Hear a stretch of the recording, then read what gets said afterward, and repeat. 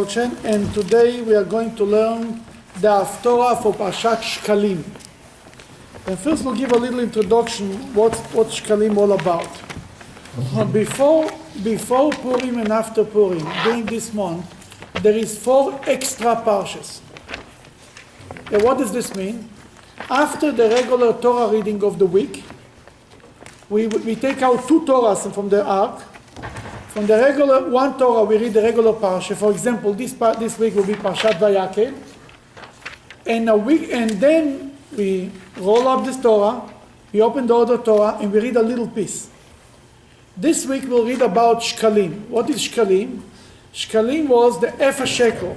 In the time of the temple, the Jews they used to collect from every Jew a ephah shekel to give to the temple. Every Jew had to give a ephah shekel, not more and not less. And with this money, they used to sponsor the sacrifices in the temple. Why we read it this week? Because they used to start to collect it a month before Nisan, before Passover, before the month of Passover. Then this was the time that they used to start to collect it. Because we don't have a temple, we don't collect it, we read about it. That's Shekalim.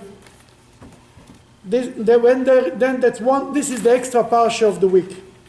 Now the custom is, whenever you read an extra parsha, the Haftorah, I'm sorry. Okay. 1494. What? 1494. 1494, thank you. The Haftorah will be around 1494. Whenever the extra parsha is a different parsha, the Haftorah will be linked to the last piece that we read. Then we don't use the regular Haftorah of Vayakel. We will read the Haftorah designated specially for the ephah shekel, for the story of the ephah shekel. Now, just to give you further ahead what's going to be, in 2 weeks, not next Shabbos, but a Shabbos after, the Shabbat before Purim, we'll also take out from the ark 2 Torahs. And the extra parsha will be Zachor, will be about Amalek. Remembering the Amalekites. Why? Because Amen is a descendant of Amalek. The Shabbat before Purim, we read about the mitzvah of Amalek. The Haftorah is also a different Haftorah. It's actually the Haftorah about Saul and Amalek, a very interesting Haftorah we're looking forward. Then a Shabbos after that will be, then there is 2 Shabbos after Purim, basically before Pesach already. That's the Shabbat we read Parah. Parah is the law about purifying yourself. You know, there was the red heifer in the time of the temple. If you came to the temple and you were attending a funeral before that, or under the same roof with a dead body, you have to be purified, sprinkled with the red heifer. On Pesach, everybody was supposed to come to the temple to offer a sacrifice, to eat the Passover lamb. Then they used to purify themselves before Pesach. We don't do the purification. What do? We read in the Torah about it. That's the extra portion. Then there is Parshat HaChodesh. It speaks about that Nisan is the first of the all months. The idea of the counting the month was a mitzvah that was given to us before we left Egypt, before Pesach. Then we have 2 extra portions before Purim, 2 extra portions after Purim. This Shabbos is the Shabbos before Rosh Chodesh, before the beginning of the month of Adar. This year we have 2 Adars, right? It's a leap year. We have Adar 1. We are almost by the end of Adar 1, and we are Adar 2. Then everything in Purim is celebrated in the second Adar. Then everything that's connected to Purim goes with Purim. That if Purim is the second Adar, everything goes with the second Adar. Then this Shabbos we'll read about the ephah shekel. Now, why every Jew has to give a ephah shekel? Why not a whole shekel? Can't count Jews. Yeah. You can count 1 shekel. No, there's something. It's deep. It's that we don't understand everything that happens in this world. We only understand half of it. That's a good way to put it. Yes. That's right. Yes, You know, bad things happen to good people, kind of thing. That's one way to, we can't always understand, and very good, yes. that And more than that, symbolizes that. and even more simple, every Jew should remember it's just a half. Without God, it's just a half. Without another Jew, it's just a half. Without his wife, it's just a half. It's just a half. No matter how great I am, I'm just a half. A half a table is worthless. A half a chair you cannot sell. It's not like a half of a cake you can eat. A half a table is nothing. That every one of us is a Hef. That's one of the messages of the Hef HaShekel. There's another 1,000 messages, and as you said, but that's the idea. Then the Haftorah of Parshat Shekalim comes from the book of Kings, Kings 2. Now, here needs a big introduction. Kings, the book of Kings, what was going on there? Everything. We'll start with the idea, as we talked many times, there were 2 kingdoms in Israel. Right after Solomon died, in the time of his son, the kingdom of Israel was divided into 2. Basically, 10 tribes rebelled against Solomon's son. His name was Rehoboam, right? Then he was left with 2 tribes around Jerusalem, and 10 tribes opened their own shul, their own kingdom. And they appointed on themselves a different king. His name was Jeroboam ben Nevat. He didn't want business should go towards Jerusalem. And if it was the only Jewish spiritual center was the temple, that he built 2 spiritual centers, one in Beth El and one in Beersheba, around there. What he put in the temples there? A golden calf. He says, you remember the greatest generation was the generation of the desert, right? You remember they did a golden calf? It was beautiful. Let's make a golden calf. It didn't mean so much the golden calf as it meant business. Not going to Jerusalem, that was the main thing. It was politics, pure politics. Then Jeroboam opened his own kingdom, and there was 2 kingdoms. And usually the kingdom of Jerusalem was more religious, of Judah, than the kingdom of Israel. And there were 2 dynasties. After Rehoboam was, what Rehoboam's son was? Asa? Avia? Whatever it was, don't you remember? Then it was Asa, I think it was, and then Avia, and then Asa. Asa was a righteous king, I think so. And then was Jehoshaphat. Basically, it was a king with the name Jehoshaphat.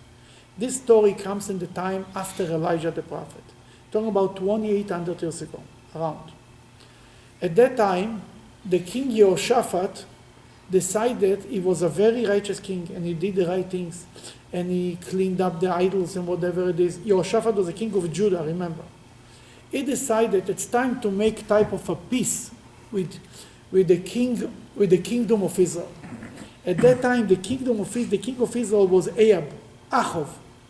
He was as bad as Jeroboam. The question is, who was worse? Ahov, the whole story on Mount Carmel that Elijah says, are you believing in the Baal or believing in God? And it was Ahab. Was his wife Jezebel? Yes. And his wife was Jezebel. Yeah, she came from Sidon. She was not from not from Judaism. I'm sure she converted.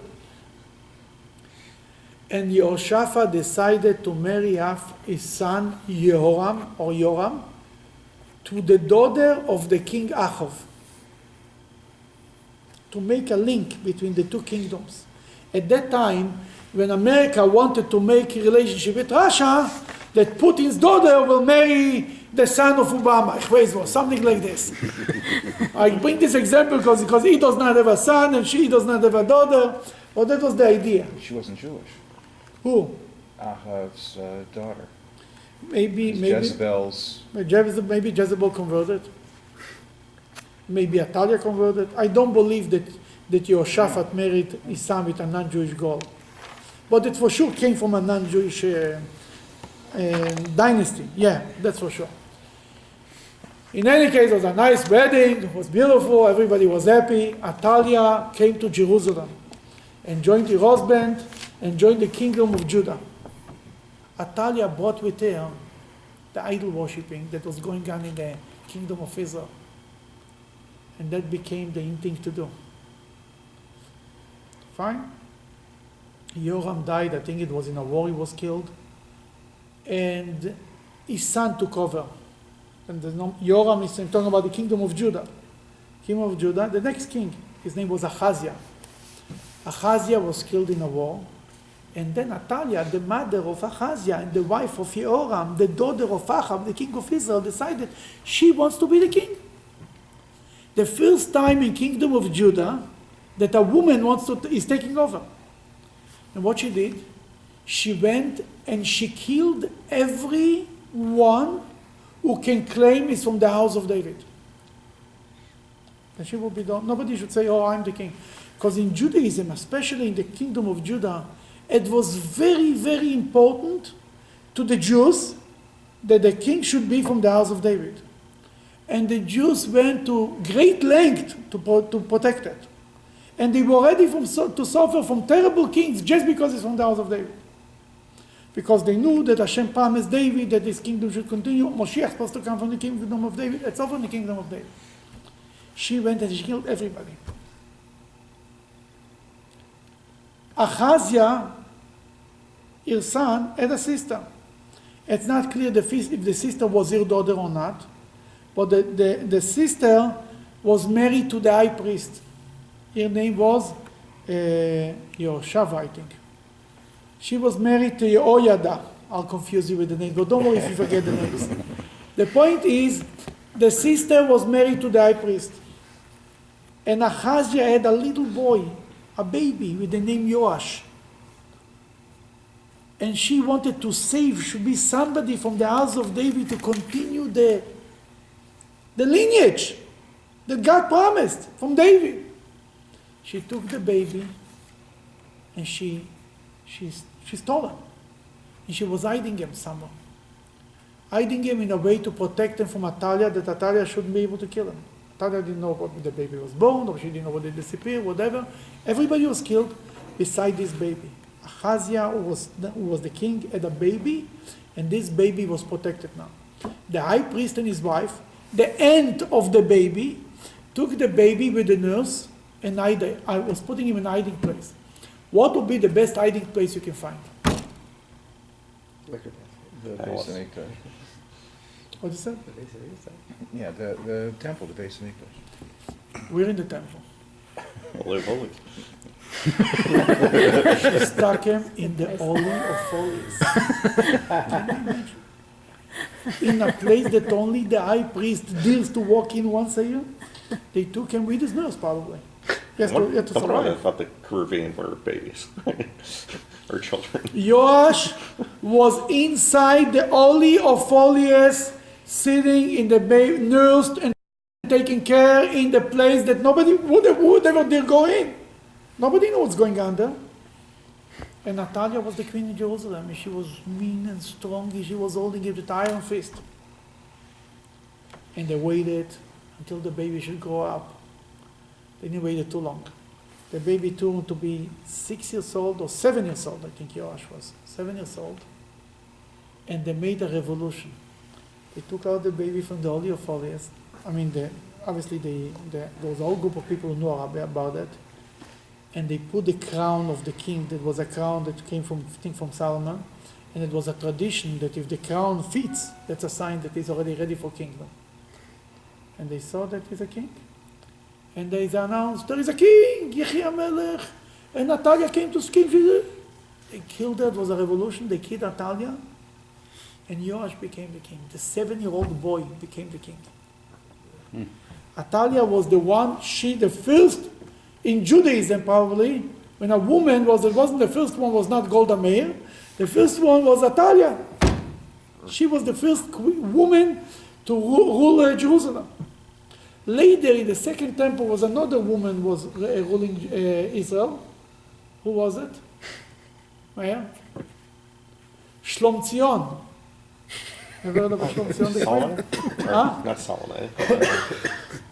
Talmai was a man. No, Solomon was one of the Hashmonaim. Yeah, Shlom Yeah, Tzion and okay. Mocha. Yeah, Salmai is her name. Yeah, Solomon. Yes.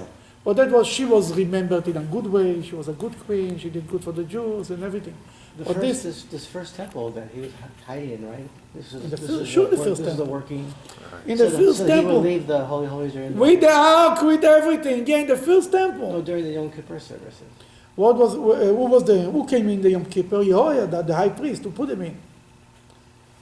The aunt and the uncle, the uncle was the high priest.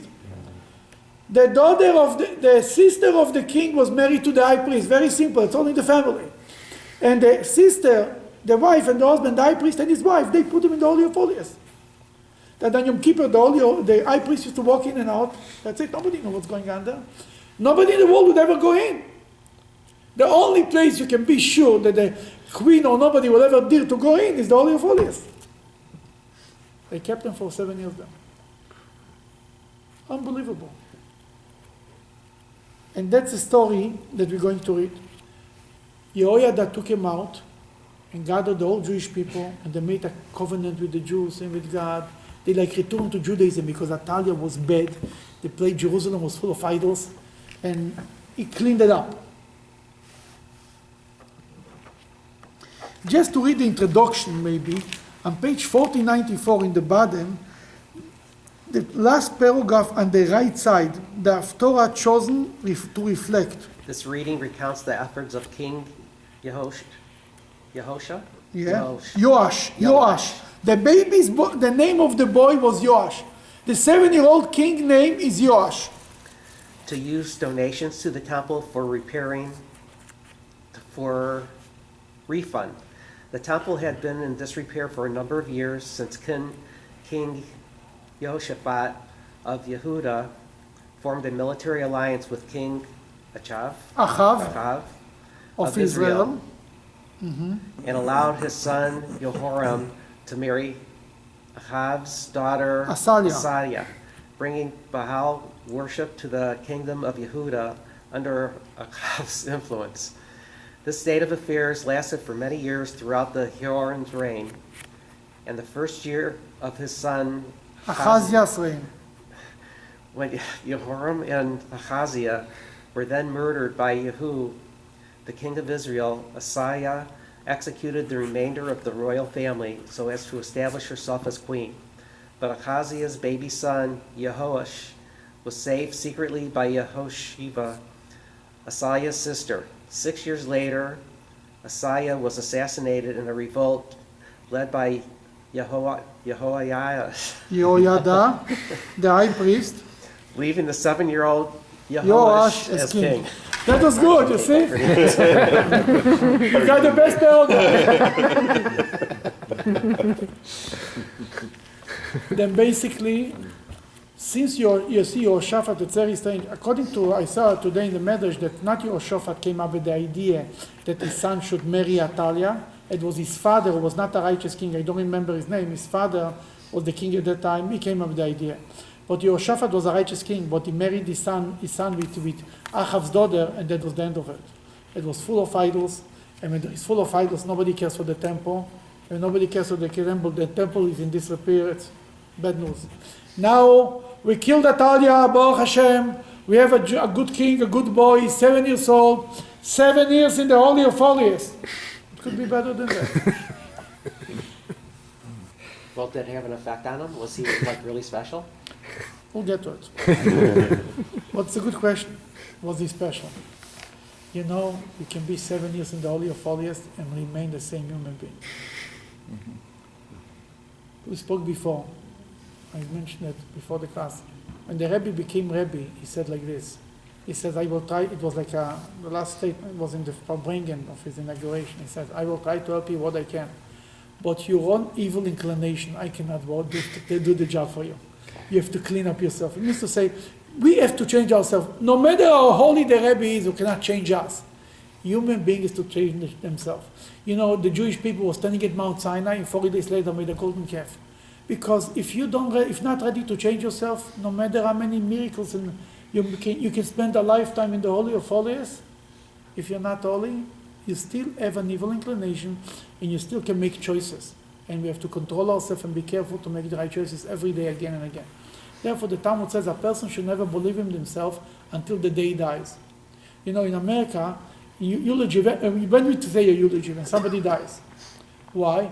Because when he's dead, you know, even whatever you say, you'll not change. Tomorrow you will not discover that you did something bad.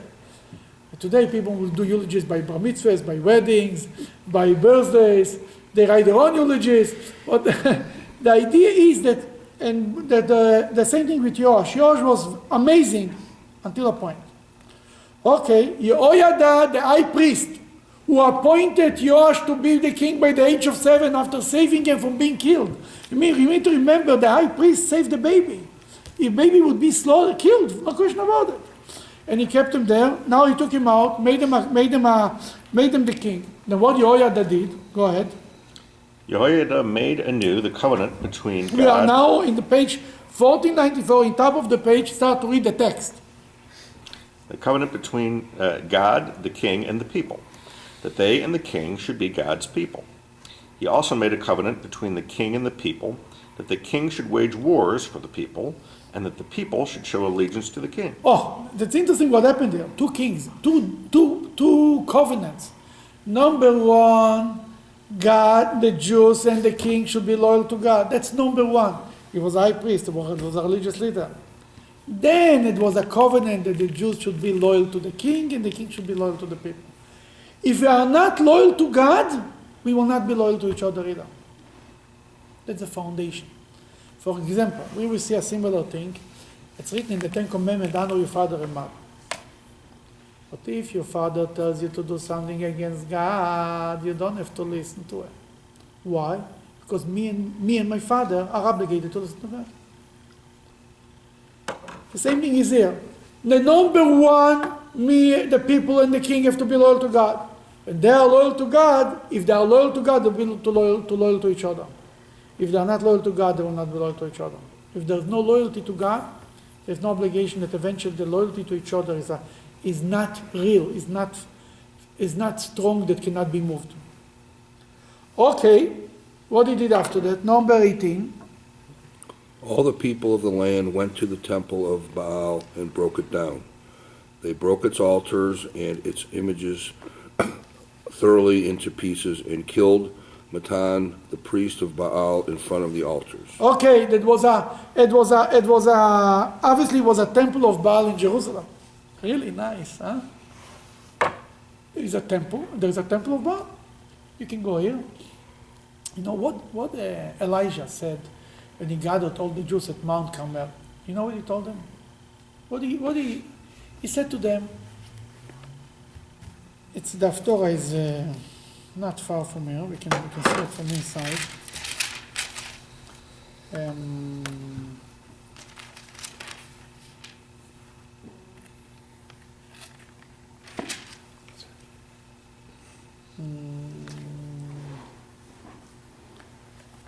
Here it is. Open on page 1418. It's important to see it for inside for a minute because it really sets the tone to understand what was going on, what type of idol worshipping was going on.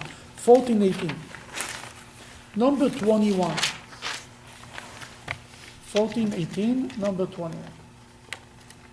Yeah, 21. Eliyahu approached all the people and said, "How long will you waver between two opinions? If God is the God who rules the world, follow him.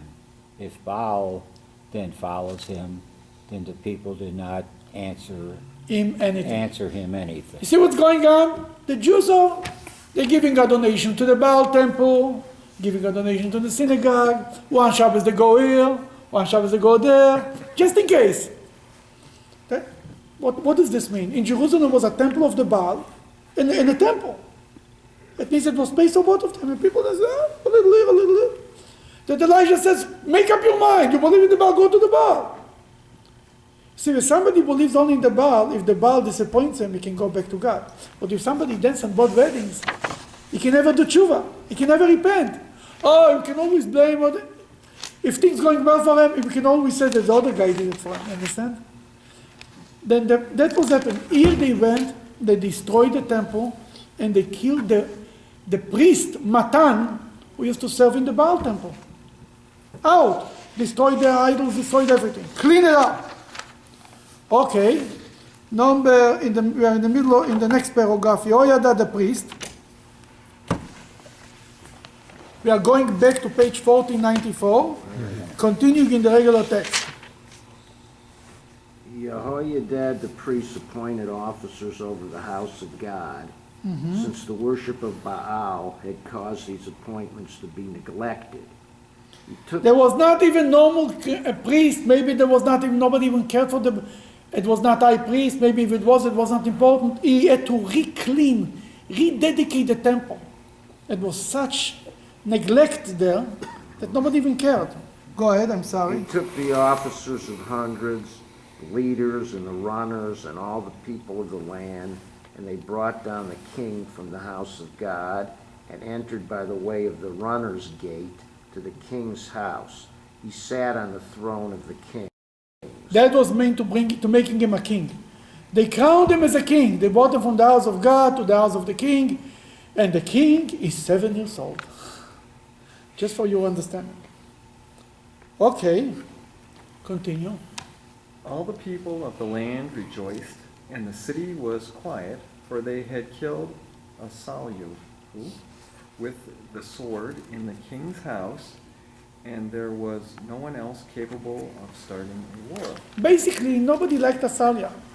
They killed her, and everybody was pretty happy. And they let it go in this way.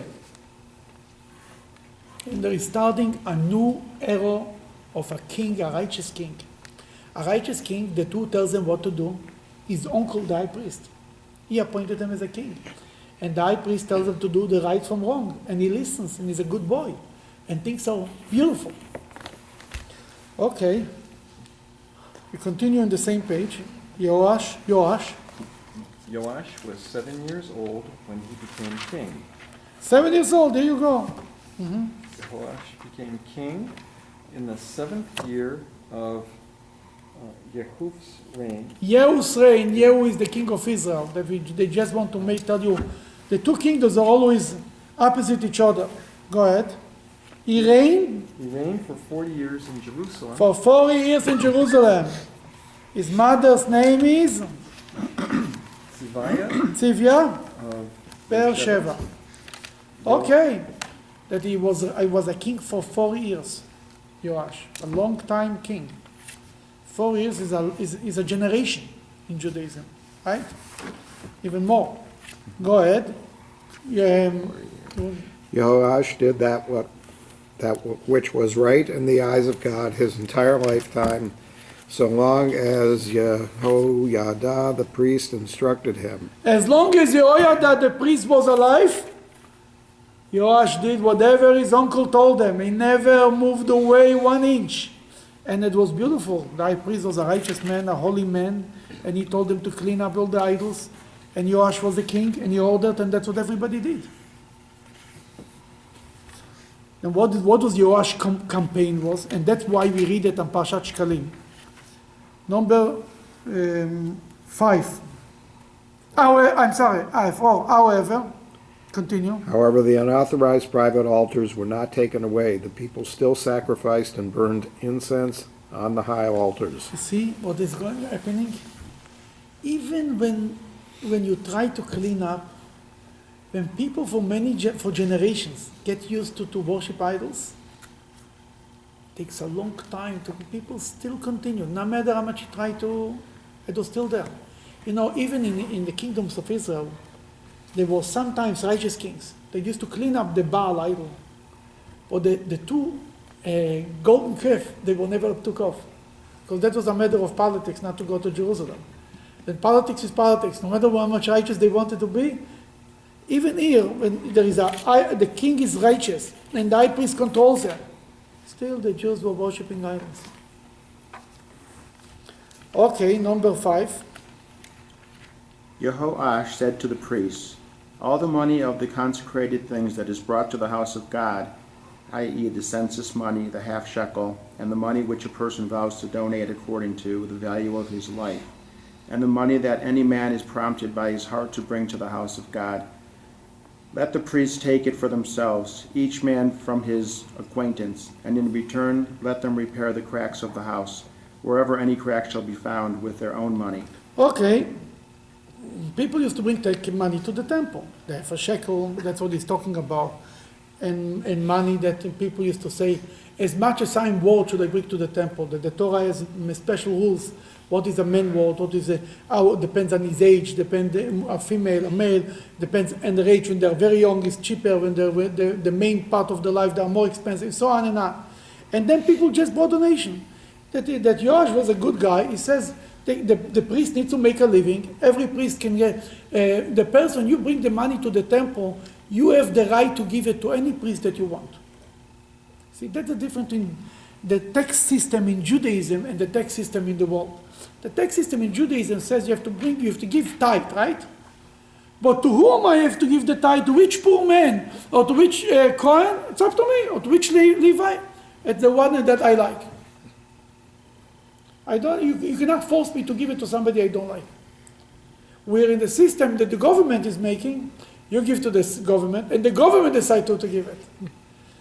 The system of supporting the poor in Judaism is a personal obligation. It's not so much an obligation on the kingdom. The kingdom is an obligation, the Beit Din, but ultimately it's a local obligation. Every community is to care for their people. And it's not King Solomon's job to feed the poor. It's every local community, every individual has an obligation to give charity. And he says, the people come to the Kohen, to the temple, you're acquainted, whoever you like, gives you the money, and you guys be mentioned and take care of the temple, right? Makes sense, right? Okay, let's continue. Please. But by the 23rd year of the reign of King Yehoash, the priests had not repaired the cracks of the house. The 23rd year. He gave them a long time to a chance, right? Maybe he said it when you after 7 years in his kingdom. It's not written when he said it, right? How old how many years in his kingdom that he turned to the king, to the coins, and says, you take the money and you build it. But the 23rd year of this kingdom, a long time passed, and people are people. They took the money, but they came to the temple, suddenly they didn't have the money. They needed to do this, they may have the children. I'm sure they did all good things. They had to pay tuition for Jewish day schools, send them to camps. It's all good things. But the temple was not fixed. That's the bottom line. Okay, what happened? King Yehoash called for Jehoiada the priest and the other priests and said to them, why are you not repairing the cracks of the house? From now on, do not take any more money from your acquaintances for yourself, but give it to a special fund for repairing the cracks of the house. Yeah, he says, guys, if you're going to do it yourself, we'll have to do it. The government will have to get involved. Bernie Sanders is right. The government has to go involved. People take the money, yeah, they'll give it to the temple, yeah, sure.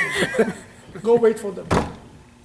Can you survive on donation? It's hard. We all know that. And the bottom line is, I'm sure that they fixed a little here and a little there. But it wasn't a real renovation. It wasn't done the way it should be. And what he did, number 9. The priests agreed not to receive money from the people for themselves, and not to repair the cracks of the house from their own money. They said, better don't give me the money, and I'll not be responsible for the temple. It's a little, I see in this line a little bit of, it's a little disappointing to hear it from the priest. The priest should say, no, we promise you will do it the best way. But they said, no, it was a similar story. It's written when after Mount Sinai, when Moses, the Jewish people, Mount Sinai was a very scary experience. They all died and they revived. They told Moses, Moshe, you know what? You speak to God from now. We will live from you. Will be good enough. Moses was a little disappointed. He says, I thought you'll come and tell me we want to see the king. We want to hear from God himself. And then you say, no, it's okay. You do it. We will live from you. That the Jewish reaction should be, we want to rebuild the temple, we will do it, he promised, you will start and form, we will do it. He said, no, you take the money, do whatever you want. It's a little, Now it's written about when it was the inauguration of the sanctuary in the desert. Every tribe, the representative of every tribe brought a sacrifice. We read it on Hanukkah, we read it before Pesach, we read it later. And the tribe of Reuven offered a sacrifice, then the next day the tribe, 12 days. One tribe was not included. Which tribe was not included? Levi. Tribe of the Levites. Who was the leader of the Levites? Moses. Aaron. Aaron, yeah. Aaron was a little taken back. There was a whole party, he's not included. Then God told them, don't worry, yours is bigger than this. You light the menorah. The sacrifices will cease one day.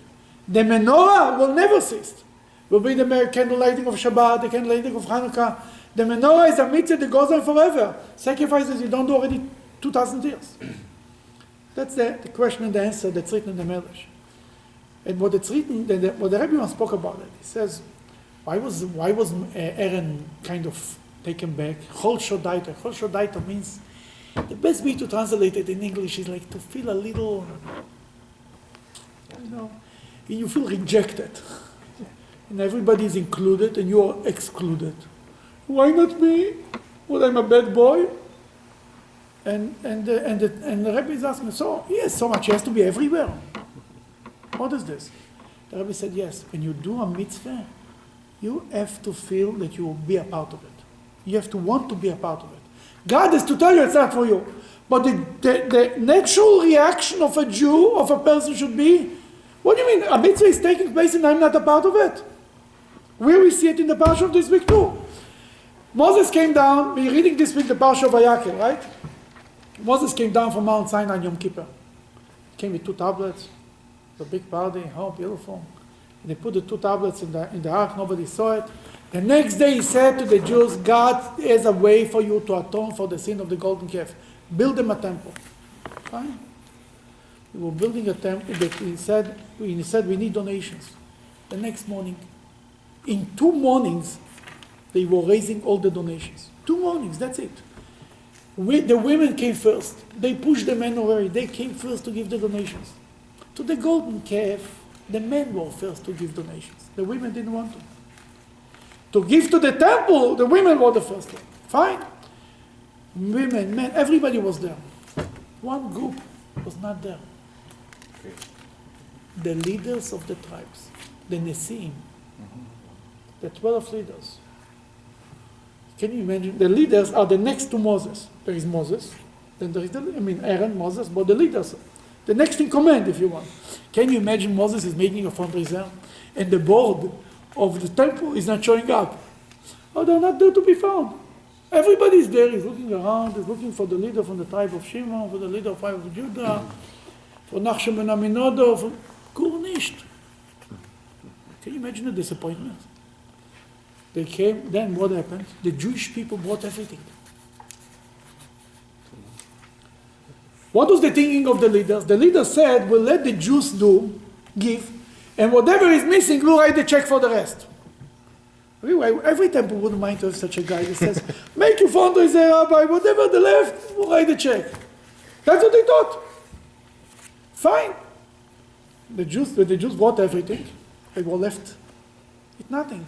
The only thing the Jews did not bought is the stones for the breastplate, the diamonds. Then they bought the 12 diamonds, and they donated it, and that was the donation. Later, when they came to the inauguration of the temple, they were first one to give donation, to sacrifice. What was the thinking of the leaders? What they were thinking? They said, we'll give other people the opportunity, then we will do the mitzvah. Maybe. Who says it's wrong? Do you have to be the first one everywhere? Let other people to do. You see, we talked about it many times. The dilemmas in the world of good are much more complicated than the choices between good in the world of good are much more complicated between good and bad. Between good and bad, everybody knows. I don't want to do it, but I know. Everyone knows this is good and this is bad. But it comes a dilemma in the world of good. That comes the question, what should I do, this or this? Should I go to shul Shabbos morning, or should I go to visit my mother in Menorah Park? Both good things. What should I do first? How do I know what is the right thing to do?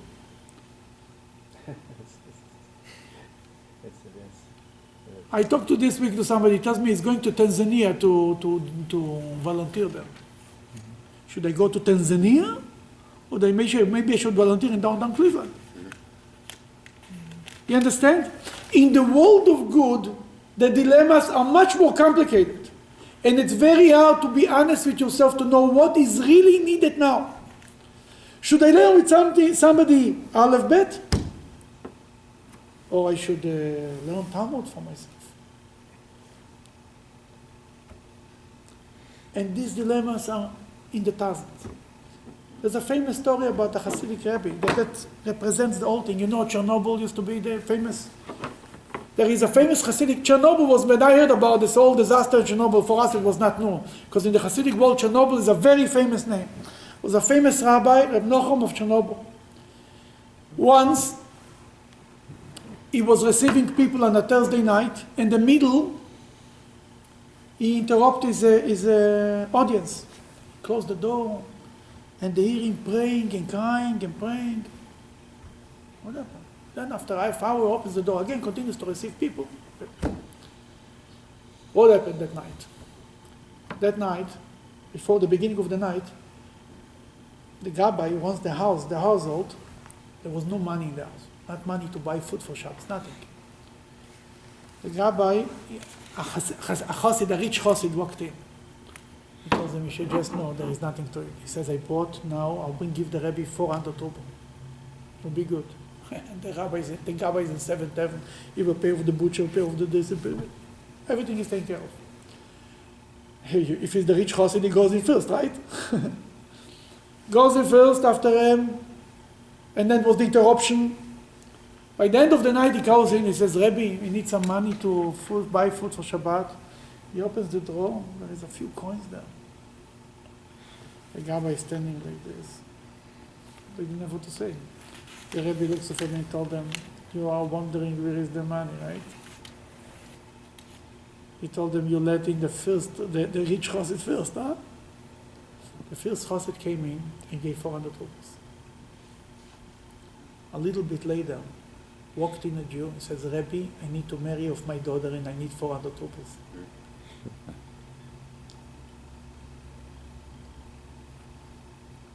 And the Rebbe thought to himself, Hashem sent me 400 rubles. For you! Perfect! Then he started to think, why should he give 400 rubles to one person? He will give to 10 fathers who need to marry off the daughters, 40 rubles each. Give everything to one. He can go somewhere else. He don't have to pay the whole bill. What's better, to help 10 people or helping one person? That was his question. And he couldn't make up his mind. He didn't know. Now you need to understand, both ideas cannot be right at that moment. One is right and one is wrong. The question is what it is. What God wants from me this minute. In idea, everything could be right. But now the question is what God wants from me now. I should give the money to one person or I should give the money to 10 people. One comes from the Yetzer Tov, from the good inclination, from the godly soul. One comes from the Yetzer Hara, from the animal soul. What is coming from the good side of you, from the right side? What comes on the left side? And you have to be very honest with yourself to figure out what is what. And it's not, it's all good, in America, it's all good. It doesn't work like this. At that moment, what God wants from you? Going to Menorah Park or going to shul? Taking care of your mother or going to services? It cannot be both of them. No. What God wants from you now is only one thing. The other thing comes from the Yetzer Hara, from the evil inclination, from the other side. Then he couldn't understand that this righteous man, who was a very, very righteous man, turned to God, and he stopped interrupted the audience, and he went to pray, God should help him. Then he started to clear his mind, and he started to think like this. He said, interesting how he thinks. And that's a little loud for people to grasp, but it's very, very true. He said to himself, what was the first thought that came to his mind? He said, when he got the 400 rubles, was he planning to give it to 10 people? No, he didn't.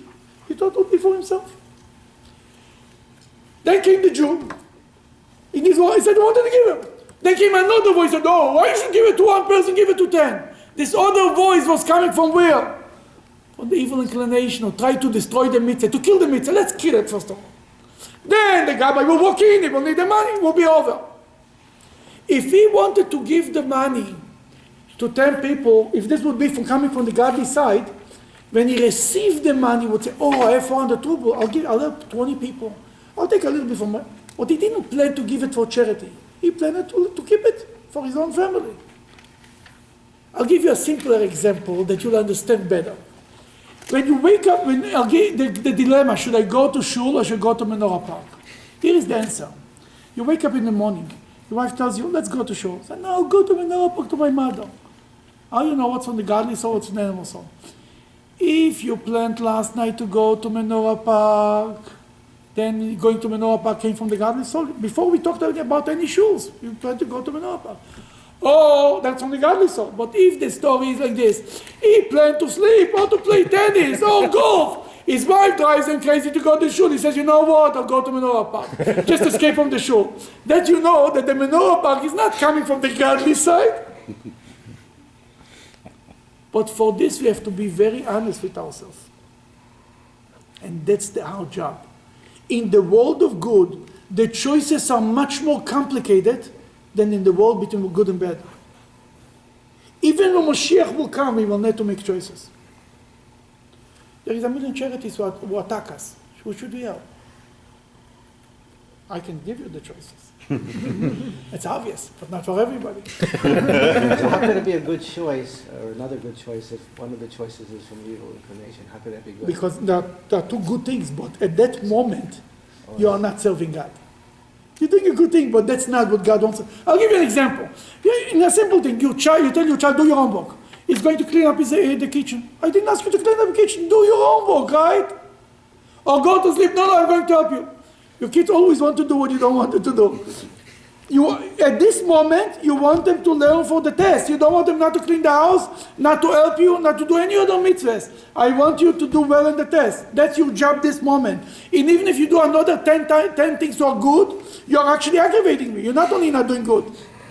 That in the world of good could be aggravation too. In your examples, it's generally the first thing. Exactly. The instinct that comes first. That comes usually, it's the right thing to do. Because later you start to rationalize it and to complicate it and to kill it. And people say, let's go do this mitzvah. Let's volunteer.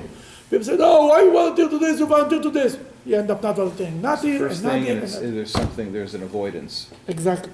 No, people say, you're asking for donation, say, oh, if I will help, I will already help my brother-in-law.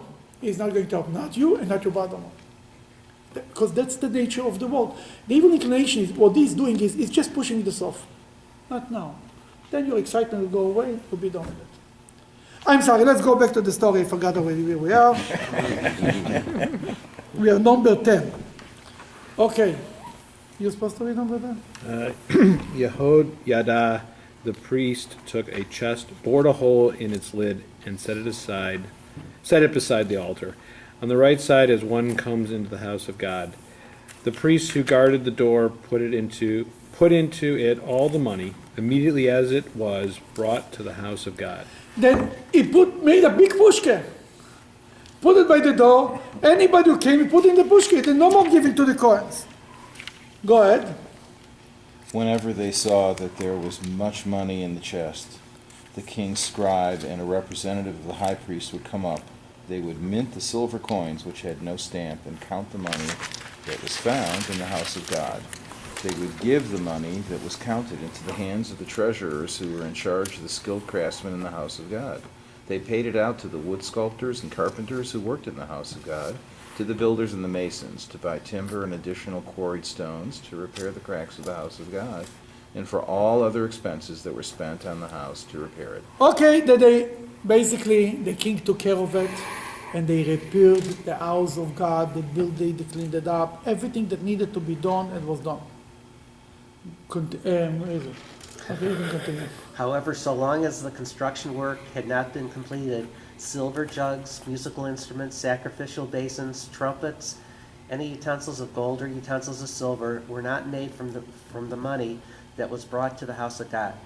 Rather, they would give it to the workmen, and the workmen repaired the house of God with it. They did not ask for an accounting from the men into whose hands they delivered the money to be paid to the workers, for they had a reputation for dealing honestly. Then they were, basically it was a big repairing job, project of fixing the house of God, and things were good during Yoash's time. And Yehoyada was the high priest, it was amazing. So they didn't need unions at this time, obviously. Unions were not around, no.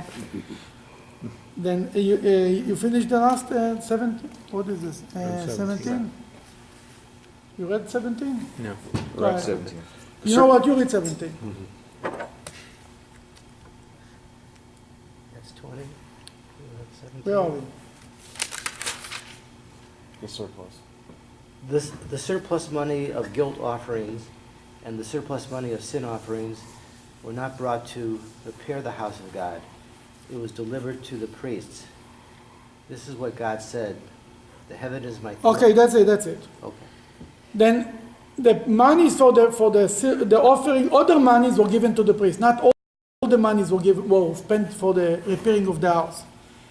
That's one big story about Yoash the king. There is another big story that was mentioned in length in the Bible. I forgot, in the book of Kings. I forgot what it is. What was another main thing that Yoash was involved? In any case, by the end of his life, Yehoiada died. The high priest passed away, like every human being eventually passes away. And at that time, Yoash always listened to his uncle. And what happened? People start to come and told him, "You were 7 years in the house of God? You're God." The high priest who enters the Holy of Holies to come out alive from the Holy of Holies has to special prayers. How many of them died? You were 7 years in the house of God and nothing happened to you. You're God. You don't need God. You're God. Only a God can survive them. And you know, when you tell a man that he's God, it doesn't take much to convince him.